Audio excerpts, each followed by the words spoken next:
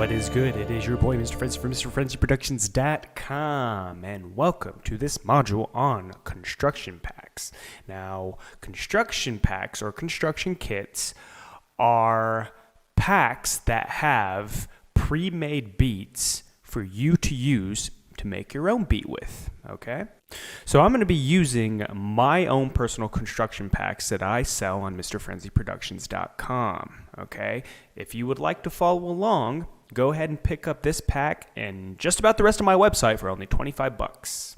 But if you want to use your own construction packs that you got from somewhere else, go ahead and use that as well. The same rules apply. Okay, so let's make some beats. Okay, so first off, I'm going to be using this beat first.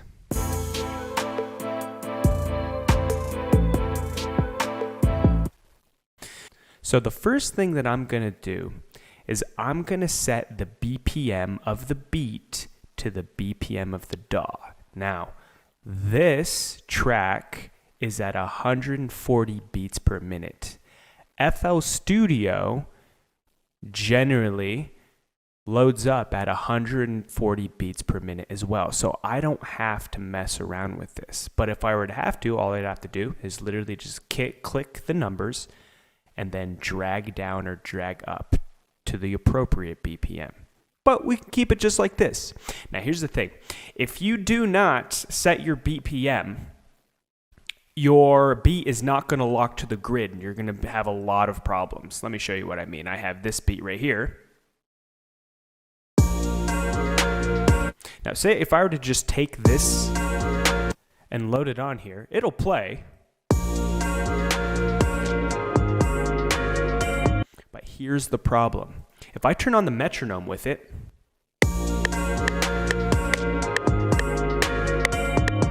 you hear this tick, tick, tick. Let me play it again. It's not directly on with the beat.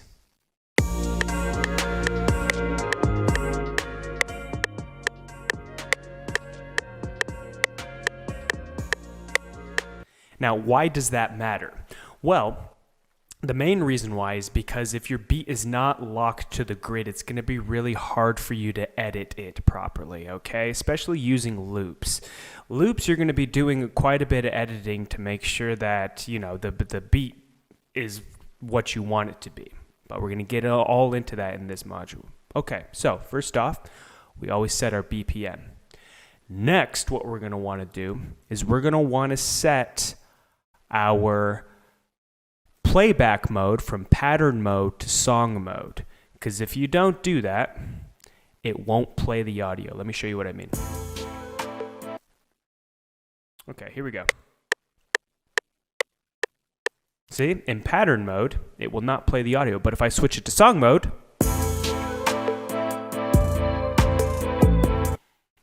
we good. Next up, you always want to also make sure that your metronome is locking with the beat.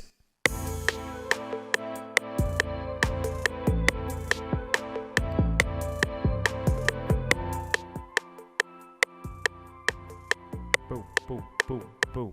Exactly just like that. You got to make sure that you have that, because if you don't, like I said, it's going to be very hard for you to edit. Okay, speaking of editing, let's get into it. Okay, so now let's get into the editing part, okay? So I'm just going to use this master or this full-on beat right now to explain how to edit. Now, this is what you got to do to edit. First off, click C or click this slice tool right here. You're going to click the slice tool, and now your icon, instead of looking like a pencil, it's going to look like a slicer.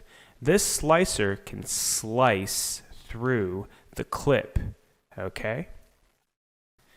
Now, where it slices depends on this mode right here. Now, this is what's locked to the grid, okay? So right now I have it set at line, so it's literally going to slice where the lines are. Now, if I wanted to get tricky and fancy, say if I set it to bar, now it's going to be slicing only on the measures. I'll show you what I mean. Slice there, I can slice there, but I can't slice in between. You see that?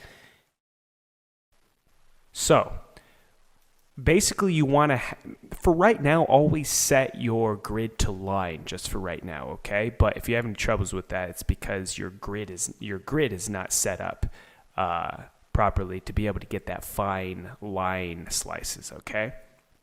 Now, why am I showing you all this? Well, because we're going to use the slice tool like I did right here to be able to slice the beat so that we can edit it the way that we want to, okay? Now, of course, I mean, this is all of the beat all at once, okay? So what I'm going to want to do is I'm going to want to go back in and use the multiple tracks that I have here to make my own beat, okay? So let's do that. First off, I'm not going to use a full track.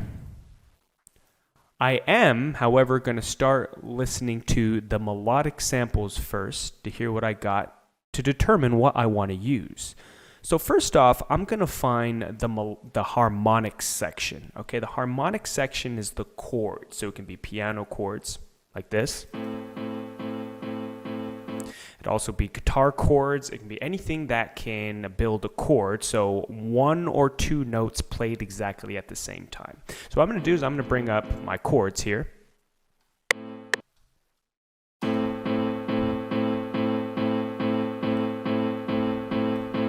Great, so I got some chords. What I'm also going to do is I'm going to trim out the excess of the loop, okay? The reason why producers actually leave more room is because there's a decay of the song, okay? So basically, once you stop playing the note, it fades out, which you're going to want when it comes to the ending of the song, you know what I mean? If you don't have that, then it's just going to be abrupt, and it's going to be really, really weird. Anyway. All right, so I got my chords here. Next thing I'm going to want to find is another melodic instrument. I got the strings right here as well. Now that adds a layer to the piano chords. Okay, so I'm going to want to hit C to change my pencil into a slicer and then slice that so that it matches, okay? Because everything is linked to the grid. Now, if it wasn't linked to the grid, it would be all over the place.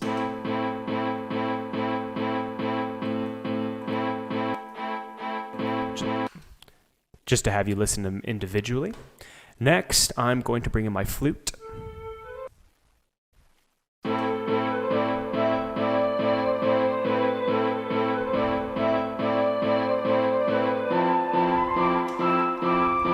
Slice this out as well. Okay, now I believe, just about everything. I have the 3 components that make up this loop melodically. So I'm gonna have a listen to it.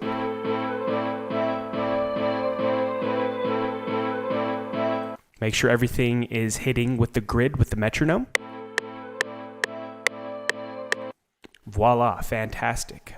Okay, so I have my melody set up right now, just using this beat in the construction pack. In the next video, I'm going to show you how to use the drums next, okay, and edit those up as well to get a little bit more practice. Anyway, this is Mr. Frenzy from MrFrenzyProductions.com, and I'll see you in the next video.